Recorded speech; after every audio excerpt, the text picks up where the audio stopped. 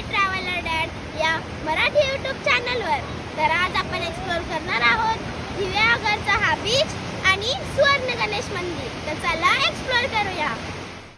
पुण्यापासून अगदी 4 तासाच्या अंतरावर स्वच्छ व सुंदर असा हा दिव्यागरचा समुद्रकिनारा आपल्याला लाभतो. या ठिकाणी सुवर्ण गणेश मंदिरसुद्धा आहे. आपल्याला ग्रामपंचायतीच्या आत प्रवेश करताना 30 रुपयाचं शुल्क द्यावं लागतं.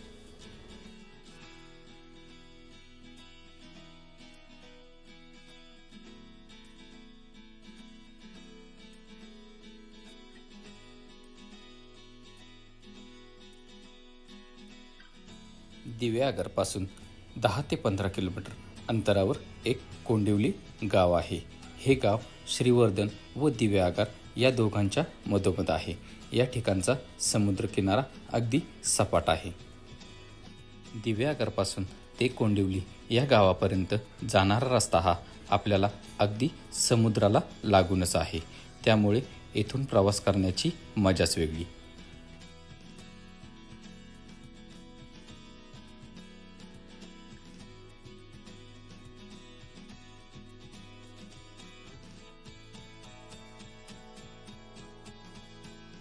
सूर्यास्त पाहण्यासाठी आम्ही हा बीच निवडला. सहसा या बीचवर जास्त गर्दी नसते.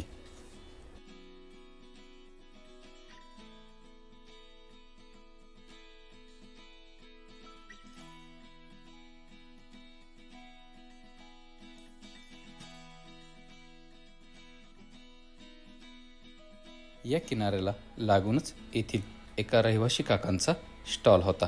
या स्टॉलवरती घावन चटणी, कांदे पोहे, मोदक, चहा, कॉफी असे पदार्थ त्यांनी विक्रीस ठेवले होते.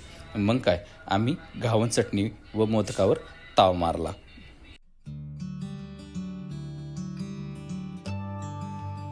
पोटपूजा झाली तोपर्यंत सूर्यनारायण समुद्राच्या कुशीत विसावायला निघाले होते. आपल्यासाठी हा सूर्यास्त, पण या नारायणांचे अहोरात्र जगाला प्रकाश द्यायचे काम चालूच आहे.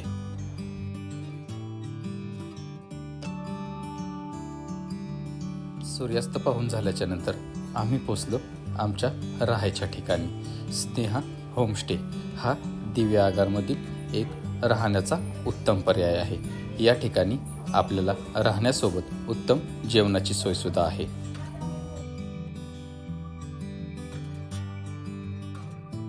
तसेच या ठिकाणी वायफायची सुविधा सुद्धा उपलब्ध आहे.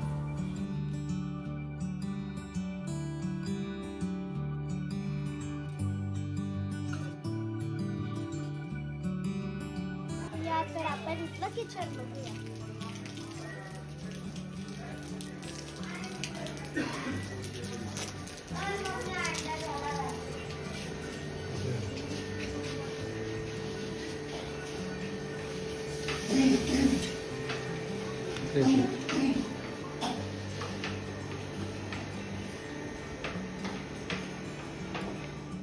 या किचनमध्ये आपल्या मागणीनुसार व्हेज नॉनव्हेजच्या डिशेस तयार करून मिळतात.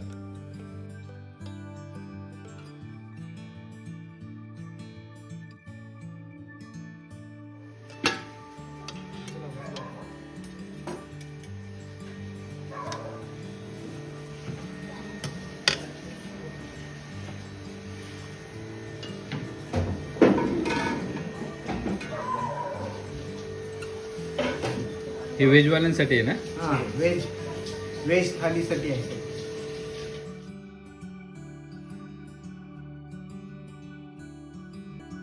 जेवण झाल्याच्या नंतर सुपारीच्या बागांमध्ये असणाऱ्या या झोपाळ्यावर सिद्धीने थोडा वेळ घालवला.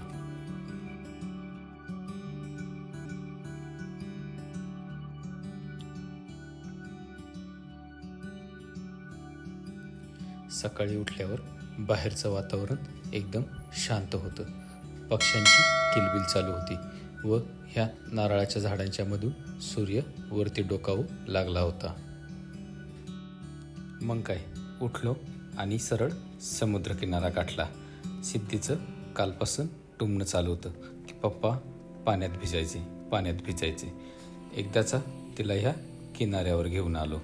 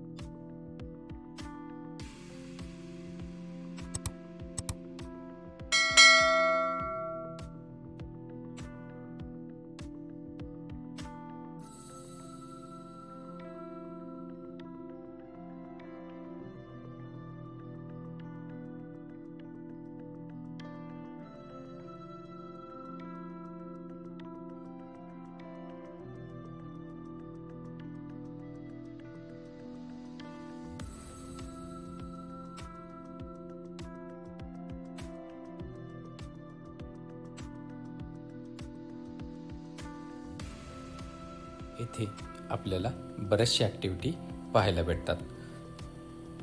स्पोर्ट ॲक्टिव्हिटी, तसेच समुद्रकिनाऱ्यावर आपल्याला सायकल राईड, मोटर राईड ह्या अशा बऱ्याचशा राईड अवेलेबल आहेत.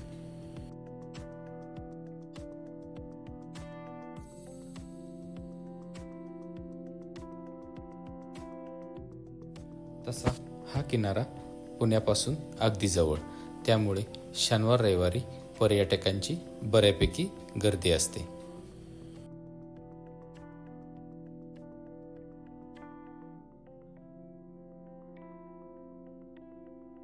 या दिव्यागारमध्ये आपल्याला अजून एक प्राचीन मंदिर पाहायला भेटतं, ते म्हणजे रूपनारायण मंदिर.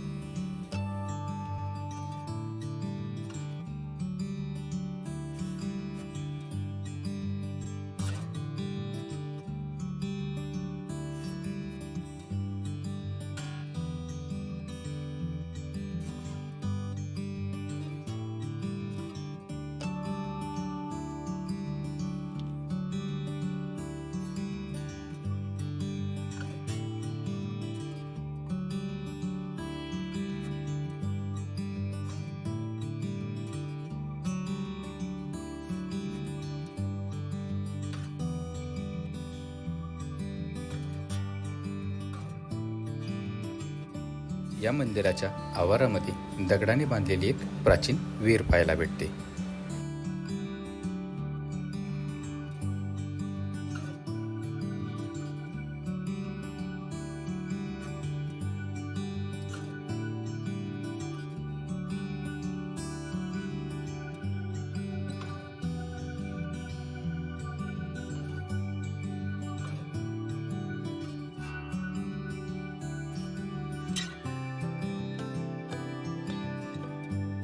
रूपनारायण मंदिर पाहून झाल्याच्या नंतर आम्ही आलो ते दिव्यागरमधील हे सुवर्ण गणेश मंदिर पाहायला.